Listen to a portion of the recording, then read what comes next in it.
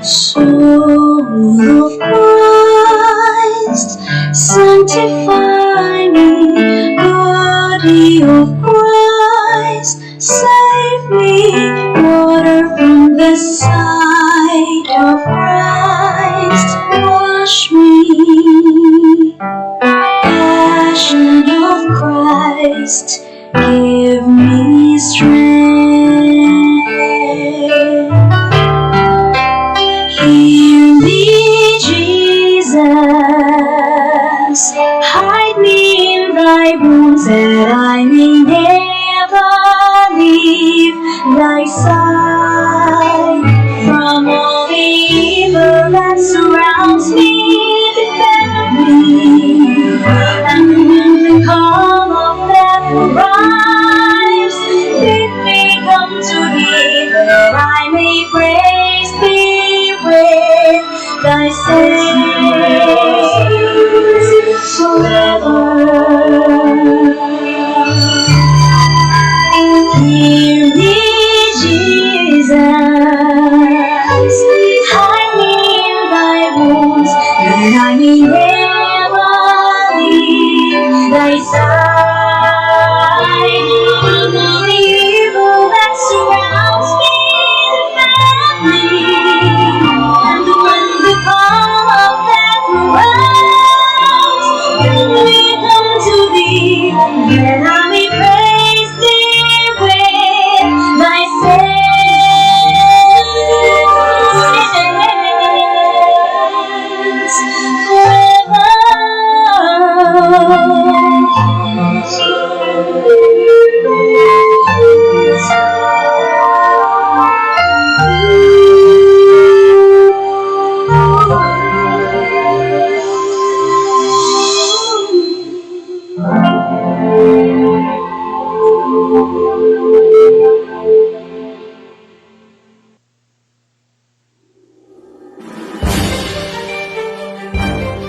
The Beat Watcher. Ito ang maglalahat at maglalatag ng mga nakalap na mga balita mula sa Campo Crame hanggang Campo Aguinaldo. The Beat Watcher, magbibigay daan sa mga kaganapan sa silangang bahagi ng Kalakhang, Maynila hanggang sa lalawigan ng Rizal.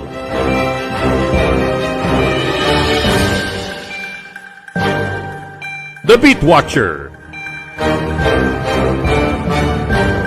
At ngayon, narito ang ating tagapagmasid, si Romy Tuazon.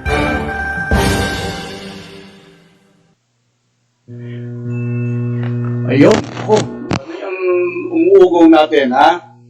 Okay, ayan na po mga kaibigan, magandang hapon po. At siyempre, bago tayo magpatuloy, tingnan muna natin. Yan, ako. Ayun, nawala. Salamat po. Magandang hapon po sa aking mga kababayan, ng mga waray, maupay nga, udto o kulo pa iyong matanan.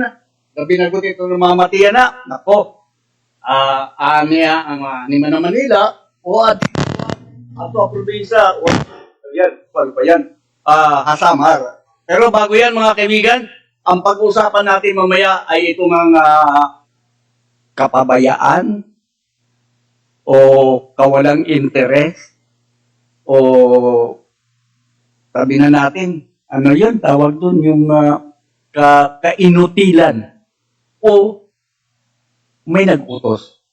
Ito'y tungkol mga kaibigan pag inilaglag itong usapan sa Pfizer na dapat ay una tayo makatanggap sa susunod na taong. Kaso ay ibinagsak ng negosyador ambot mga kababayan, mga negosyador na inatasan ng gobyerno para magbigay o makipag-usap doon sa Pfizer na siya magsusupply ng COVID-19 vaccine sa ating bansa. Pero bago yan mga kaibigan, ito muna ang ating mga balita sa mga oras na ito.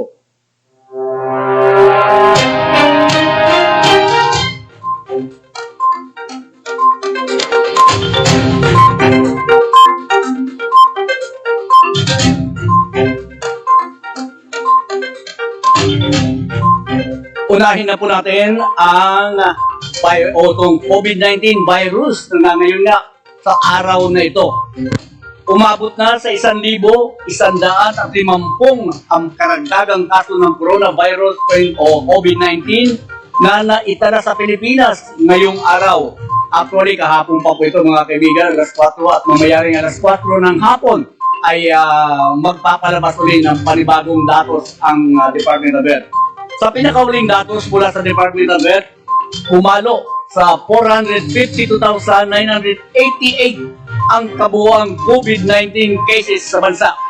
Nanguna sa mga lugar na may pinakamaraming naitalang kaso ang Davao City na may 125. Sinundan ito ng Lungsod Quezon, Rizal, Bulacan at Maynila. Samantala, mayroon namang 425 na italang bagong gumaling. Yan, maganda yan. Sa sakit, kaya umakyat pa sa 419,282 ang bilang ng mga recoveries. May panibago na mga 21 ang nadagdag sa nasawi. Ako, malungkot din mga kaibigan. Umakyat na ito sa 8,833. Habang nasa 24,873 ang aktibo at nagpapagaling pa. Maliban dito, 7 duplicates ang inalis sa total case count kung saan 3 recovered cases at 1 death ang inalis. May 7 kaso rin ang dating nakalista sa bilang recovered na inireclassify bilang namayapa o bilang namatay. 5 laboratorio naman ang hindi nakapag-sumiti ng kanilang datos sa COVID-19 Data Repository System kahapon. Nanawagan si Department of Health Secretary Francisco Duque III sa mga pagamutan at local government units na maghanda sa mga inaasahang pagtaas ng kaso COVID-19 ngayong holiday season. Sa ginawang national address kasama si Pangulong Rodrigo Duterte na dapat maglaan ng sapat na bilang ng kama at mechanical ventilators. Ipinapatiyak naman sa local government unit na dapat mayroong sapat na isolation beds at temporary treatment and monitoring facilities. Patuloy pa rin ang pakikipag-usap o pakiusap ng Department of Health sa mga mamamayan na dapat sundin pa rin na mahigpit ang mga minimum health protocols gaya ng pagsusuot ng face mask, face shield at pagtupad sa social distancing. Nagbabala ito sa panahon ng ito. Nagbabala ng posibleng pag-ulan sa Visayas at Mindanao ang Pag-asa dahil sa pumasok na ang low pressure area. Ayon sa Pag-asa, huling namataan ang namuong sama ng panahon sa layong 820 kilometers sa silangan ng lungsod ng Davao naman. Kabilang naman sa mga lugar na uulanin yung Western Visayas, Northern Mindanao, Caraga Region, Soc-Sargen at Davao Region. Posibleng maging bagong bagyo LPA na ito sa mga susunod na araw. Samantala, hanging amihan naman ang nakakaapekto sa Luzon kung saan malamig na hangin at ulan ang ihahatid dito. Yan. Putok. Muling nakapagtala ng 36 na panibagong kaso ng COVID-19 ang Isabela at sa inilabas na abiso ng pamahalaang panlalawigan, 15 sa naturang bilang ang mula sa Iligan na City, 7 sa Zamboanga o Santiago City, 4 sa Itiague, 3 sa Kawayan City, 2 sa bayan ng Aurora at Alicia, habang 1 sa Kabagan at Malig at Rojas. Dahil sa panibagong kaso, ay umakyat na sa 449 ang aktibong kaso sa lalawigan. 12 ang returning overseas Filipinos, 15 ang non-authorized persons outside residence o APOR, 51 ang health workers, 1 ang police at 370 ang mula sa local transmission. Nadagdagan naman ang mga gumaling sa 15 mula sa nakahawang na sakit. Samantalang, ipasasara ang Western Visayas Medical Center Subnational Laboratory sa weekend at holidays. Ito'y ayon kay Dr. Stephanie Abelio, Chief Pathologist ng nasabing pasilidad, mayroon silang schedule upang magsara para makauwi sa kanilang pamilya at makapagdiwang ng holiday season. Maliban dito, isa pang dahilan ayon kay Abelio ay ayon pa kay Abelio upang ma-decontaminate ang nasabing laboratory matapos ang mahigit na 250 araw na pagtatrabaho na walang pahinga. Ayon kay Abelio, nakatakda sa Disyembre 19 hanggang 20, kabilang na ang holidays sa Disyembre 25, Disyembre 30 at Enero 1. Nilinaw naman ito na bukas sila sa weekdays at tatanggap pa rin ng mga specimen. Mapoprotektahan umano ng hanggang 3 taon ang mga tao na matuturukan ng COVID-19 vaccine. Ito ay ayon kay Dr. Mosip Slowi, ang Chief Medical Advisor ng Operations Warp Speed, na magiging epektibo ang nasabing bakuna sa paglaban pagkalat ng COVID-19. Ibinahagi rin ng opisyal na posibleng madagdagan pa ang bilang ng mga bakuna na may bigyan ng emergency authorization ng US Food and Drug Administration. Bukod niya sa Pfizer-BioNTech ay nakatakda na rin mabigyan ng emergency authorization ang Moderna at ang bakuna na gawa naman sa Johnson and Johnson. Nanawagan ngayon ang Philippine Red Cross sa blood donors na tulungan silang mapunan ang malaking pangangailangan ng dugo ngayong holiday season. Layunin nito magkaroon ng blood reserve bukod pa sa regular na magagamit sa mga karaniwang pangangailangan. Ipaniwanag ni PRC Chairman Senator Richard Gordon na mas tumaas ang demanda sa dugo at ganitong panahon dahil sa holiday-related injuries. Ang nakadagdag pa sa hamon ngayon ay ang umiiral na COVID-19 pandemic.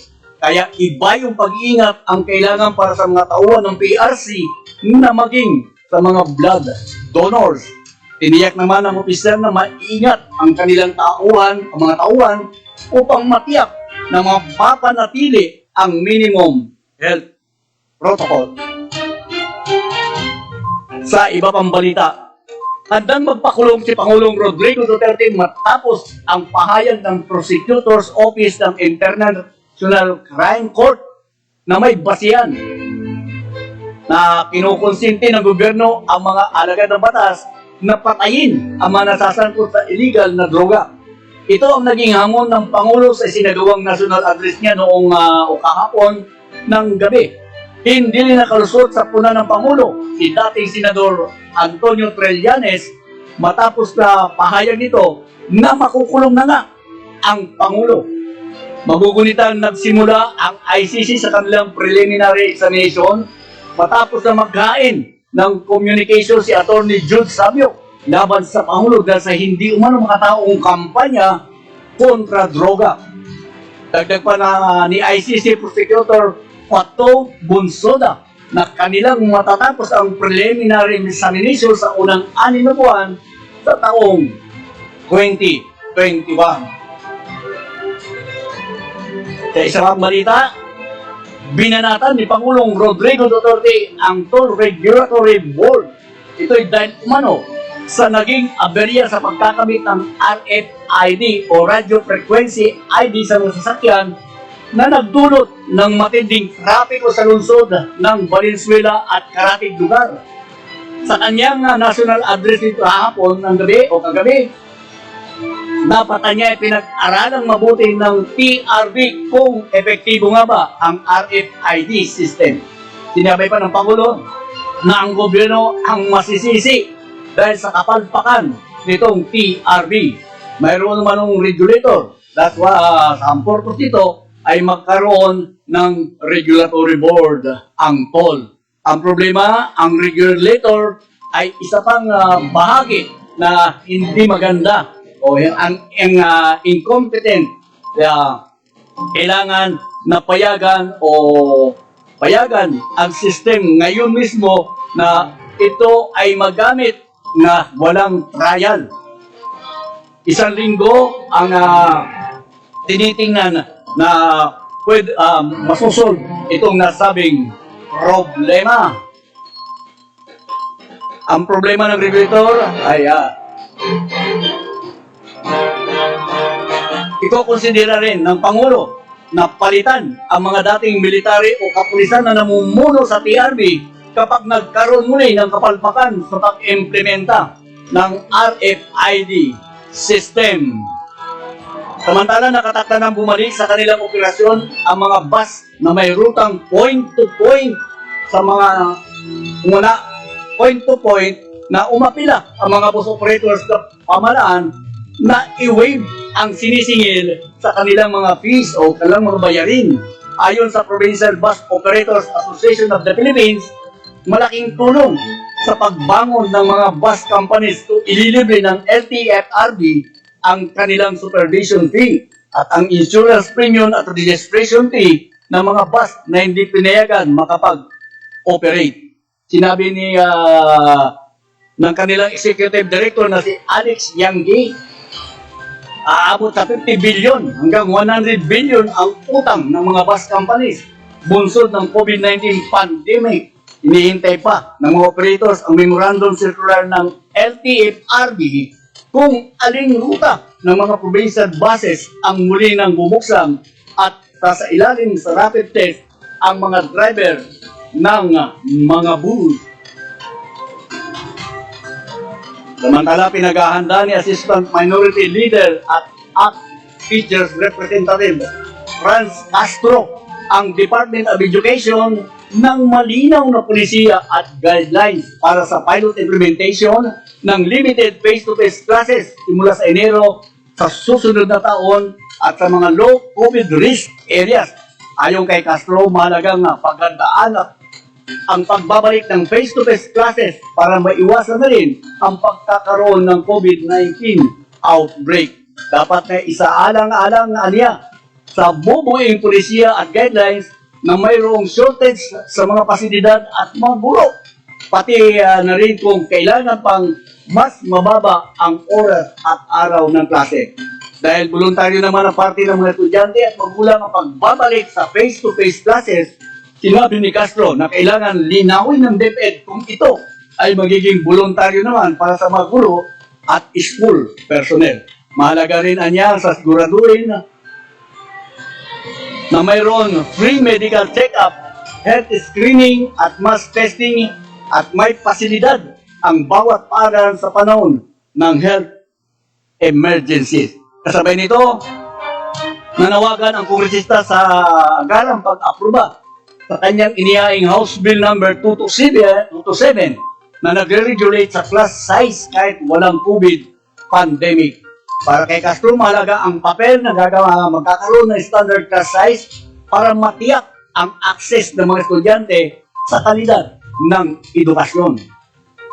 Samantala, usaping militar, itinanggi ni Defense Secretary Delfin Lorenzano na show of force ang isinagawang fleet review at wing flyby ng mga bagong gamit ng pandigma ng Armed Forces of the Philippines sa karagatan ng Morong sa Bataan nitong umaga ng Miyerkules o umaga kahapon at bahagi ng pagdiriwang na 85 anibersaryo ng Sandatang Lakas ng Pilipinas. Ayon kay Lorenzana, nais lamang nilang ipakita sa publiko na marami ng mga bagong kagamitan pandigma ang Pilipinas at kung saan napuna ang mga binabayad o napunta binabayad ng buwis ng mga Pilipino. Paglilinaw ng kalihim, ang isinagawang fleet review ang flyby ay hindi ibig sabihin na nagpapahiwatig ng anumang mensahe ang Pilipinas. Ito'y kahit masasabi na konti pa rin kumpara sa ibang bansa, gihit ng kalihim na naka-proud makita ng mga bagong gamit pandigma militar, anya gagawin ng pamahalaan ng lahat para matuloy ang modernization program ng Armed Forces of the Philippines. Ang fleet review at flyby ay ang kanunang pagkakataon na sinigawan ng AFP sa paggunita ng kanilang anibersaryo. Nagpasalamat si Armed Forces of the Philippines Chief of Staff General Gilbert Gapay sa Pangulong Rodrigo Duterte para sa lahat ng makabagong gamit pandigma na nabili ng AFP sa ilalim ng kasalukuyang administrasyon. Kabilang si Gapay sa nanguna sa isinagawang AFP Anniversary Review na nagtatampok ng 63 modern air at naval asset ng Armed Forces of the Philippines. Ayon kay Gapay, ang pagparada ng mga makabagong kagamitan ng Armed Forces of the Philippines ay patunay na maayos sa pagsagastos ng buwis ng taong bayan. Ang fleet review ay pinangunahan ni Navy Chief Vice Admiral Giovanni Carlo Bacordo, Army Chief Lieutenant General Cirilito Subiana, at Air Force Chief Lieutenant General Allen Paredes at Philippine Marines Commandant Major General Nathaniel Asim. Nanguna ang Philippine Navy contingent sa pagsagawa ng passing maneuver kasama ang BRPU Rizal at ang isa sa dalawang pinakamalaki nilang barko ay ang PRP Davao del Pilar o del Sur. Lumapit din sa Philippine Air Force ang tatlo nilang FA-50 fighter jet at ang dalawang bagong biling Black Hawk helicopter na papakitang gilas sa flyby. Nakasay naman sa BRP Batak ang Simba Armored Personnel Carrier ng Philippine Air Force at B-150 tank ng Philippine Marine Corps.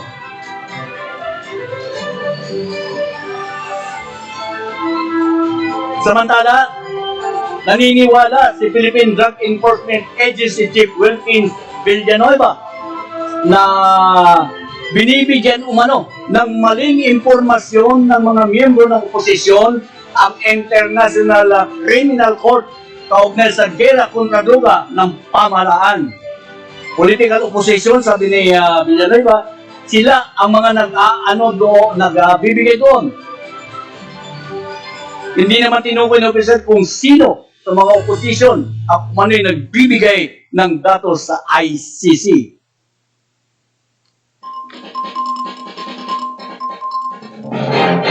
Sa mga police report, sugatan ng 4 na teroristang BIFF at ng sundalo sa naganap na engkwentro sa pagitan ng mga sundalo ng pamahalaan at terorista sa lalawigan ng Maguindanao. Kinilala ang mga sugatang BIFF na sina Alias Samad, Sandato, Unting at Pusay na batay sa report ng 6th Infantry Division Chief at Joint Task Force Center Command Major General Joby Macpuy. Sinalakay ng grupo ni Omar Abdullah alias Commander OB-10 ng BIFF ang detachment ng 34th Infantry Division o Infantry Battalion ng Philippine Army sa sitio Makabentan, Barangay Indatuan, Northern Kabuntuan, Maguindanao at Tanggalan ng Misayap, North Cotabato. Agad namang gumanti ng putok ang mga kagawad ng gobyerno o kawan ng gobyerno sa mga rebelding BIFF. Nagdulot naman ito ng takot sa mga sibilyan.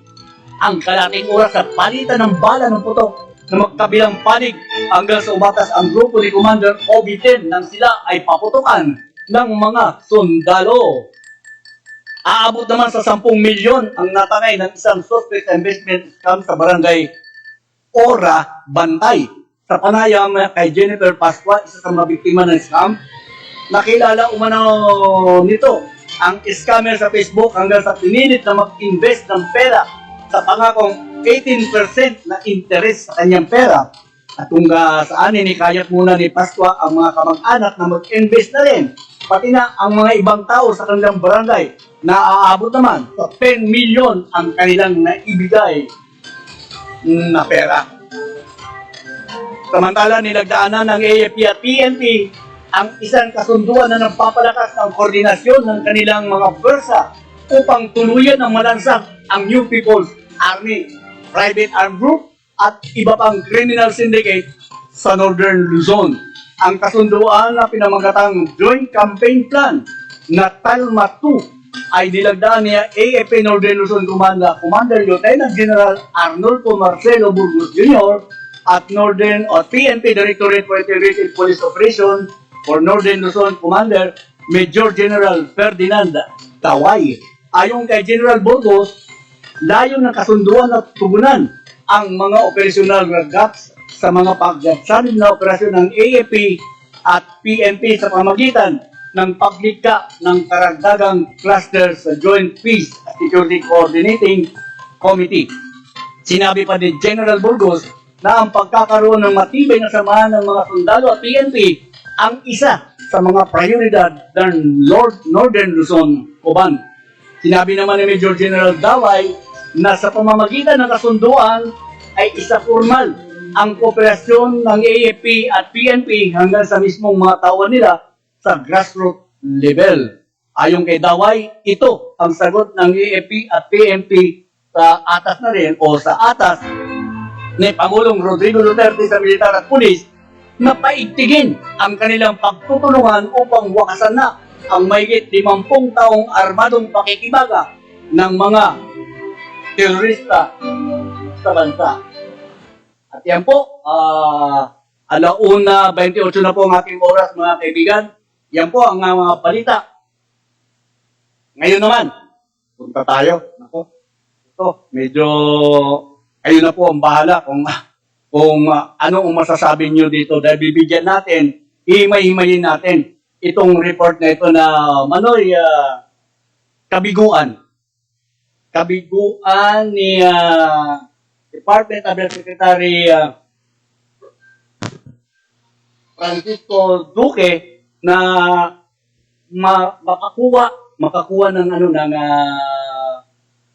ng vaccine sa Pfizer. Ayon dito sa report, mismong si Senator Lacson, yan, hindi natin ito nakuha, makinggan lang sa isang barberya, sa isang chismisan, kundi mismo si Senator Lacson ang nagsalita dito, na sana mayroon na tayong 10 million dose ng Pfizer COVID-19 vaccine. Kung hindi, kung hindi pinabayaan nito ni Secretary Duque ang kanyang trabaho. Na supposed to be ay isasabit niya yung mga dokumento para sa susunod na buwan sa Enero, tayo ang unang mabibigyan ng vaccine ng Pfizer. Pero, sa kasamaang palad, hindi inasikaso o nakalimutan o may nag-utos na wag asikasuhin. Nakakapagduda mga kaibigan Alam mo kung bakit? Dahil mismong mga kinatawan ng Pfizer ang tumatawag sa pamahalaan para kunin ang mga hinihinging dokumento para the following month sa Enero sa 2021 ay mabibigyan na tayo ng ang vaccine. Di ba sinasabi ng pamahalaan ito si COVID si Galvez, General Galvez, sa Marso pa raw. Sa Marso pa tayo makakakuha ng COVID-19. Alam mo kung saan? Sa China. Kaya ang mga tao, yung mga nakakausap ko sa paligid, sa mga mga barberia, hindi lang basta lahat. Parang may nagputos. Yan ang sabi nila, parang may nagputos na huwag asikasuhin para hindi tayo makakuha ng vaccine dyan sa Pfizer. At sa China tayo. Dahil nga sabi ni Secretary Arieta Roqueta, si spokesman, ang Sinovac lang daw ang available. Which is kabaliktaran doon sa sinasabi ng pagdinig sa Senado na handang-handa na ang next month. Diba? Next month na, mabibigyan na tayo ng 10 million dose ng vaccine. Pero bakit hindi inasikaso ni Secretary Duque? Lumalabas tuloy, inutil, kapabayaan, o inutusan. Yun na po hindi maalis kasi sa imahinasyon ng ating mamamayan dahil sobra na po ang pinaran. Tayo na paghihirap natin. Lahat po tayo ay naghihirap na. Pero kung iyong titingnan ang sitwasyon, ay talagang tumatakbo doon sa China pa rin. China pa rin, mga kaibigan. Yun ang mahirap yan dahil China pa rin ang kanilang priority. Pero mo, kasi nung una, sabi daw, may pangako daw, may usapan ang China si Xi Jinping na magbibigay dati na. Pero Marso pa po yun. Second quarter pa. Samantala itong Pfizer, January pa lang, mabibigyan na tayo. Ibig sabihin, dapat may mga makikinabang na ang mga Pilipino sa 10 million tandaan niyo po 10 million dose ay bibigay ng Pfizer. At hindi pa yan. Kasi nga, ang sabi nga, di ba, batay sa procurement, batay sa ilalim ng Government Procurement Reform Act. Sinasabi kasi doon sa batas niya, hindi pwedeng mag-advance payment ang pamalaan sa mga produkto o serbisyong bibilhin para sa bansa. Pero itong nakaraang buwan lamang, inaprubahan mismo ng Pangulong Duterte ang rekomendasyon advance market commitment para sa COVID-19 vaccine. Sinabi pa nga ng budget and management, sabi ng budget management, 16 na araw lamang ang proseso ng procurement o pagbili ng estado sa COVID-19 vaccine. 16 days, 2 weeks, mga 2 weeks lang. Sabi nga, so batay sa provision ng Bayanihan to Recovery at 1 Act o Bayanihan 2. Dahil hindi ito ang Bayanihan 1, ang bidding ay ginagamit upang mabawasan ang masamang impact ng COVID sa ekonomiya. Kaya kailangan, dumiretso na, bili na kagad. Hindi na kailangan pa ang pinasabi nilang hindi pwede mag-advance. Kaya nga, sabi ni Yusek Lloyd Christopher Lau, sinabi niya, baka daw i-reconsider na tanggalin na ang bidding process kung magiging limitado ang vaccine supply kahit phase 2 pa lang, kukunin na nila. Which is, iyan ang isa sa mga sinasabi natin. Isa yan ang mga question ni Dr. Tony Liaton. Yung kinukuha nila, yung China Sinovac, wala pa naman daw yung efficacy data. Wala pa, hindi pa alam kung ito may ligtas. Hindi, basta kukunin na agad ng Pilipinas mula China. Teka muna, kahit naman ako siguro, hindi ako magpapaturok yan. Bakit? Hindi ko pa alam kung ito nga ay epektibo. Diba? Efficient ba ito? Ligtas ba ito? Para magpaturok ako ng vaccine na 2 beses? Hindi pa yan. Ang iba pa dyan, ang ano pa dyan, mahal. Mahal itong Sinovac na ito, mga kaibigan. Kaysa sa doon sa Pfizer. Ang sinasabi nilang ang pinakamahal yata itong Moderna. Hindi ko alam sa magawa ng Moderna. Itong Sinovac kasi ay ang nagkakalag ito sa bawat dose ay nasa 3,629 and 50 centavos. Diba? Sabi ko nga nung kahapon natin programa, paano na lang yung mga taong walang kakayahan na magbayad? Diba? Naghintay na lang ako. Ganyan na lang. Pag nanginay, pag nangisay, tapos buhay. Ganyan lang. Pero bakit pinipilit pa rin ang China? Kaya nga mga kaibigan, medyo hindi tayo, ayoko naman mag-speculate. Pero yun ang manaririnig ko. either may inutusan na pwede naman pala dahil nakahanda na ang pondo para pambili doon sa Pfizer. Ang problema kasi, hindi inasikaso ni Secretary Duque ang mga hiniling dokumento para nga mabigyan na po tayo ng vaccine. Ang sabi nga, itong pag-uusap, negosasyon sa pagitan ng Pilipinas at ang Pfizer, alam mo, inayos ito. Nag-ayos dito itong si US Ambassador, ano ba yung ambassador natin sa US? Ambassador, Philippine Ambassador, si Jose Romualdez at si DFA Secretary Teodoro Locsin. Pero, sa kasamaan palad, hindi inasikaso. Kaya ang nangyari tuloy, itong si Ambassador Romualdez, yan ang nagreklamo. Ang sinasabi, dropping the ball. Ibig sabihin nun pinagsak Hindi inasikaso ni Secretary Duque.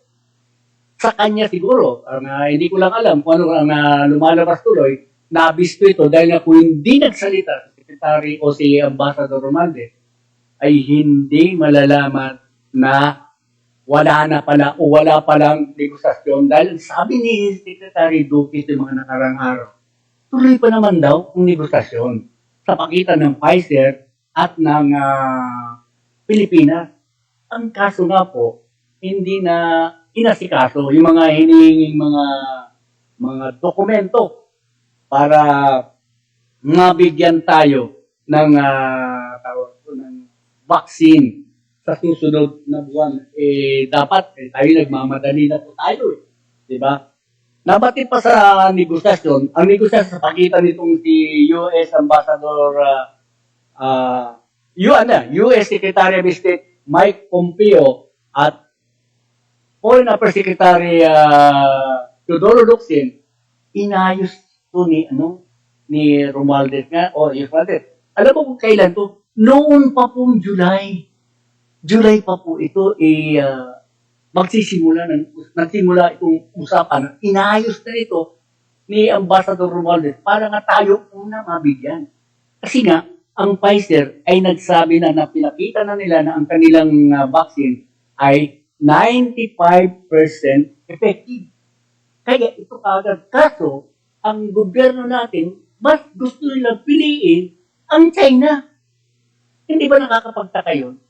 Na andun na, July pa lang, nakikipag-usap na, inaayos na ang negosasyon sa pagitan ng Pilipinas ng itong Pfizer. Kaya ngayon, yung sabi ko kanina, yung kinatawan ng Pfizer, siya na ang humihingi, tumatawag sa Pilipinas para ayusin na yung mga dokumento na hinihingi para kayo mabigyan kayo ng January. Ang lumabas tuloy, yung dapat na sa atin mabibigay, nasa Singapore.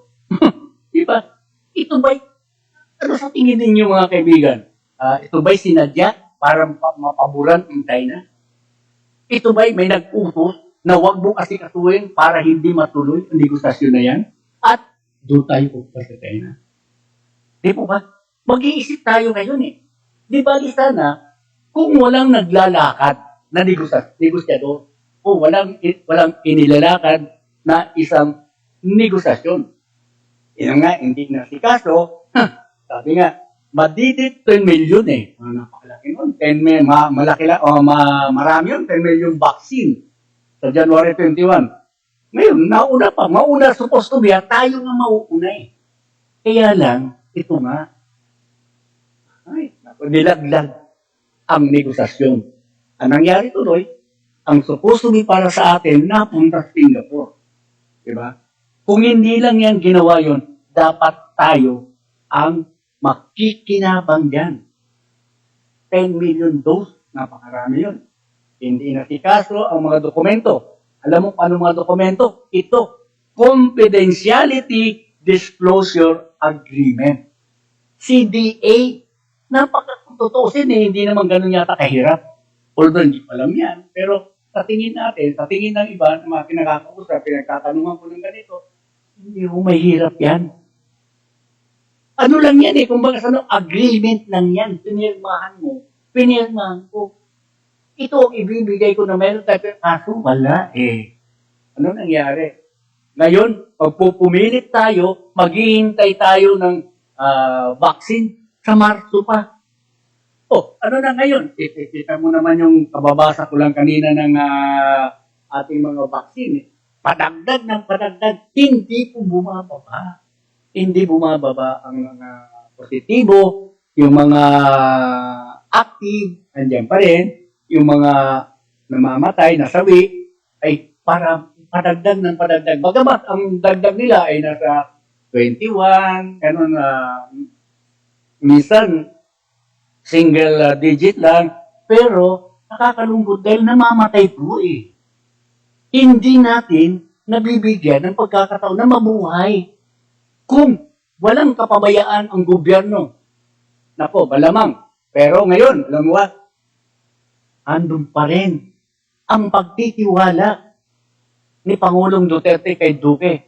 Kung matatanda nyo rin mga kaibigan, sinasabi na hiniling ng mga senador na magbitiw na si Duque dahil sa kapalpakan nito o magbitiw sa pwesto dahil sa pagkabigo nitong mag-issue. Ayan unang-una pa yan mag-issue ng travel ban sa mga travel na nanggagaling sa China. Dahil alam naman natin na bago pa lang pumutok itong virus na ito ay galing sa Wuhan, China.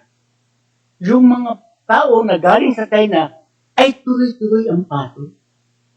Kaya nga po, sinasabi ng ating mga opisyal, ng mga senador, dapat magbitiw na ito si Duque. Ang rason, pati si Panelo, sabi ni Duque, ano daw, baka raw magalit ang China. Kaya sila pinigilan. Ay naku, Diyos ko po, bakit ang ibang bansa ay nagawa nilang mag-ban ng travel ban, mag-impose ng travel ban? O yung, sabihin na natin, maraming in New Zealand, wala na. Zero COVID-19. Kaya sa New Zealand, bukas na lahat ng mga business, wala na silang restriction. Ang restriction na lang nila, mag-observe pa naman ng konti na lang. Pero hindi na ganun kalala na tayo. Yan, kaya ngayon isa ito. Pakinggan nyo bakit hanggang ngayon, compulsory na magsuot ng face shield at face mask. Bakit sa bago magpasko, magsuot ng PPE ang mga tao? Mas delikado, mas ano na yan. Diba? Siguro, ang daming makikita natin, mababasa natin sa mga social media, ang sabi nila siguro may bagong delivery ng mga face shield. May bagong may gusto kumita sa face shield. Bagamat sabihin na natin, 5 piso, 10 piso na lang. Pero sa dami naman kasi, nakikita ko rin, kapag ako lumalabas, bumibili, may mga face shield na nalalaglag, hindi na kinukuha ng mga tao. So, ibig sabihin nun, bibili ulit sila. Kung nawalan sila ng face shield, kahit yung mga nasa bahay na hindi makita yung mga face shield, bumibili pa. Panibagong bili. So, ang mangyayari sa atin, bili lang tayo ng bili. Diba? Di bale, magkano lang naman, 10 pesos, 5 pesos yan, sige, bibili na lang tayo. Hindi po yun ang usapan Ang usapan, bakit na-implement na naman ito at compulsory ayon sa AITF na tayo magsuot ng face shield pag tayong lalabas. Di ba bumaba na? O sabihin na natin, sige, nagluwag ng konti. Konti lang naman, nagluwag lang naman, konti lang naman. Pero wag naman yung pag atasan ka, na kailangan ganito, ganyan. Siyempre, tayo naman, matagal na tayo naghihirap. Kaya ang mangyayari tuloy nito, ay huwag na natin. Dito na lang ba tayo? Diba? Kung ito na asikaso ng ating secretary pwede naman siguro tayong maghintay, magbunyi tayo. Pero hindi, Marso pa po. Saka hindi, Marso, galing pa ng China ang kukunin natin. Ano man kasi noon? Diba? Ang kaligtasan natin. Ang tayo ngayon, mayroon pa tayong mayroon pa tayong takot sa vaccine. Pag sinabing vaccine, andun pa rin yung takot. Dala ng dengue yan. Diba? Paano na lang ako? Diba? Kayo, may injection na, papayag ba kayo? Na wala pang sinasabi na itong Sinovac ay ilang porsyentong effective. Diba? Unlike ng Pfizer na sinasabi 95% silang effective. At ginamit na sa ibang bansa, sa US, ginamit na. Ang ibang bansa nagsimula na gamit ang Pfizer. Bakit hindi tayo gumamit ng Pfizer? Bakit nga? Hindi kasi nabili. Ang hinihintay natin China. Dahil may kasunduan ang China at saka ng Pilipinas o may pangako si Xi Jinping na tayo bibigyan pero magkano naman? Di ba? Ang, di ba, 3,000, sabi ko kanina. Nasa 3,000 ang itong galing ng China. Kasi ganito yan, sasabihin ko lang. Ang mga presyo ng COVID-19 vaccine na gawa sa Moderna ay nasa pagitan 3,904 hanggang 4,504 kada dalawang dose. Ika nga. Sumunod dito, yung Sinovac na ating hinihintay from China, nagkakahalaga ito ng 3,629.50 centavos. Samantala, mas mababa dito ang Pfizer nasa 2,379. Nako. Sabi ko, bakit may gustong kumita o ano ba? Gustong magpalakas, gustong ma-praise yung China, kaya doon tayo kukuha. Ang Gamaleya ay 1,220. Yung COVAX facility ay nasa 854. Samantala, yung AstraZeneca ay nasa 610 pesos. At ang isa, sa Novavax, itong pinakamura sa lahat, 366. Pero sa dami pa naman ng mga yan, wala tayong iba. Kasi sinasabi ni Secretary Duque na ito lang naman ang available, yung pwede natin pagpunan ng Sinovac. Sino sabi naman sa'yo? Secretary Arrieta. Sino man nagsabi sa'yo na ito lang ang pwede natin pagpunan? Hindi po. Kaya nga, ang Sinovac ay ang Pfizer na andyan na eh. Hindi lang ginawa ninyo. Hindi nyo lang ginawa ang inyong trabaho. Hindi naman yung trabaho ni General Galvez yan eh. Diba? Trabaho yan ng Department of Health na mag-committee. Yun ang ba sinasabi ko eh. Kasi mga general, ang inyong inilagay dyan, Pangulong Duterte.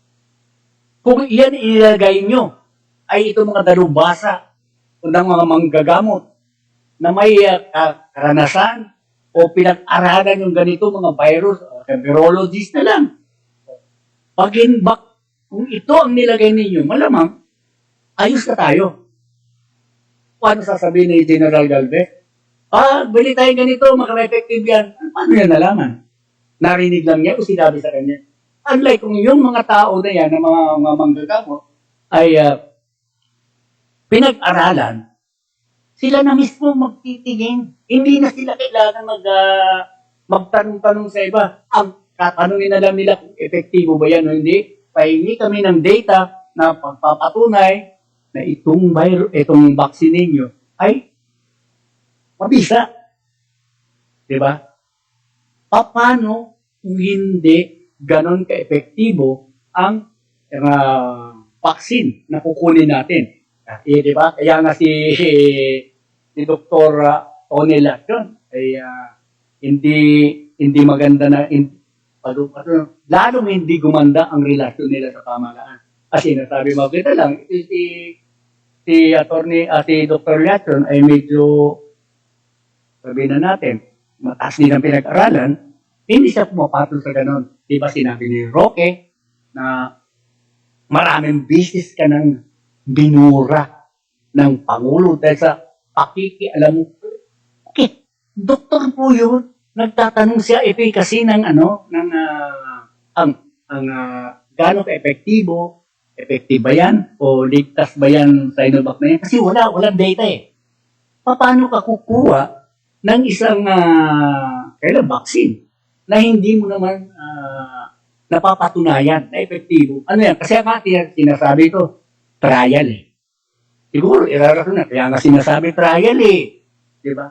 Kung epektibo, pero ngayon, yan, namun si Pangulong Duterte, siya ay magpapaturo. Siya unang magpapaturo ng vaccine. Ewan ko lang, mangyayari yun. Kaya, tayong mga ordinaryong mamamayan, naghihintay lang tayo. Sana naman po, ang ating mga opisyal ay tignan naman nyo ang kapakanan ng taong bayan. Hindi yung puro kapakanan nyo lang. Pero aywan na. Kayo na po ang bahala mga kababayan ko. Ano ang masasabi ninyo? Hindi po ako nag-aalboroto dahil against ako sa gobyerno. Hindi po. Ang sinasabi ko lang dito na hindi ganito dapat. Di ba? Hindi ko sinasabi, wala kang kwenta, ganun. Hindi. Ito mga sinasabi ko dito, kagaya ng sinasabi ni Senator Lacson, ewan ko lang, pwede na rin sabihin inutil. Di ba? O pabaya. O the word, doon na siguro napabayaan kasi. Pabayaan, sinadya, o inutusan. Yun lang, patong yun. Kayo ang magsabi, kayo ang pumili doon, nagpabaya, sinadimutan, o inutusan. Na wag ipagpatuloy ang negosasyon sa Pfizer na mas epektibo at mas mura kaysa doon sa pinupunterya ng pamahalaan ng Sinovac galing ng China. Maliwanag po yan mga kaibigan. Kahit sinong tao na tinanong ko, iisa ang kanilang iniisip. Gustong ma-praise nila sa China. Si Xi Jinping. Sige, kami kukuha dyan. Yung ita hindi namin kukunin. Kahit mura yan, hindi namin kukunin. Sa'yo kami kukunin. Parang ganun ha. Yun lang ang naririnig ko sa mga nakakausap ko. Na tuwing magtatanong ako, para naman may masasabi ako dito. Kasi kung hindi ako magtatanong, mahirap naman. Sarili ko lang ang aking sinasabi. Which is, hindi naman siguro tama na ito'y haka-haka ko. Sabi ko nga kanina, yung mga sinabi ko, hindi yun narinig ko lang sa barbershop, chismisa, sa tabi-tabi, saan man yan. Ito mismo sa bibig kay Senator Lacson mismo. Dahil si Senator Lacson, hindi mo magsasalita. Kasi Senator yun. Ang problema nga lang, ang sinasabi nga ni Secretary Duque, mayroon naman daw negosasyon. Iyasaan niya. Inilaglag mo eh. Inilaglag mo. Bakit nilaglag mo? Ayun, lalabas na ngayon ang sabi na natin, imahinasyon ng ating ng mamamayan natin, mga Pilipino. Imahinasyon na, ay, kaya pala gusto tayo na. Diba? Tayo ba ay hindi pa tayo nagtanda sa ganun? Ang tingin ko nga, sabi ko nga, bakit naisip mo, mga kausap, bakit naisip nyo na China agad gusto nga magpasayahin ang China o i-praise nila ang China dahil sa China kukuha. Sabi ng mga nakausap ko, ano pa nga ba asahan natin? Simulat sa pool pa lamang, mag-gig ang mga senador. Bago pa lang kumalat itong virus na ito, sinabihan na sila na hinto na muna, travel ban, na huwag magpapasok ng mga galing ng China, maging sino man yan, Pilipino, Amerikano, basta galing ng China, huwag mo nang papasukin. Kaso wag, kasi baka magalit ang China. Ay, ewan. Yun ang sinasabi nyo. ang ano naman, ang tamo ngayon ang rason naman ni Secretary Panelo noon, sabi, wala, ano yung virus na yan, palakasin nyo na lang ang inyong immune system. Ito nga, sige, okay na, kami magpapalakas ng aming immune system. Pero, sino ang magsasabi sa amin? Si General? Sino magsasabi sa akin? Ikaw na, abogado? Kasi sinasabi nga ni Dr. Latson, kaya siya nagtanong sa Pangulo. Dahil ang kanyang kausap, hindi doktor. Sino? Kaya si Arrieta, si Roqueta, si General Galvez, hindi naman mga doktor yun. Kaya sabi niya, kaya hindi ko sila nakausap, hindi ko sila tinanong tungkol sa ano ng mga yan. Di ba? Kahit naman sino eh. Kung ang itatanong mo ko tungkol sa militar, masasagot yan ni General Galvez. Di ba? Ang abogado, hindi porket abogado ka, alam mo lahat.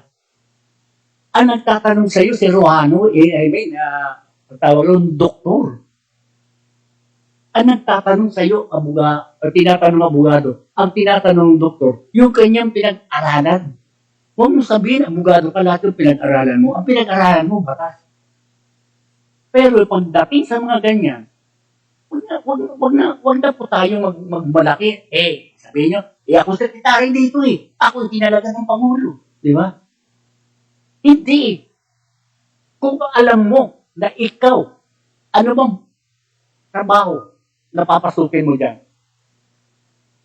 Kung ang nilagay ka dyan kasi may gera, ay walang problema, saludo ako sa iyo. Pero pandemya ito, sakit, virus ito, inilagay general. Asan na? O ano ngayon na nangyari? Sila, mas marami ang general kaysa sa mga doktor. Ang sinasabi ko dito, hindi natin pwede palagpasin sana. Sana. Kung ang inilagay ninyo dyan ay mga may karapatan, may K, kung sabihin na natin, may K sa pagharap sa mga virus. Hindi eh. Parang ano ito eh. Parang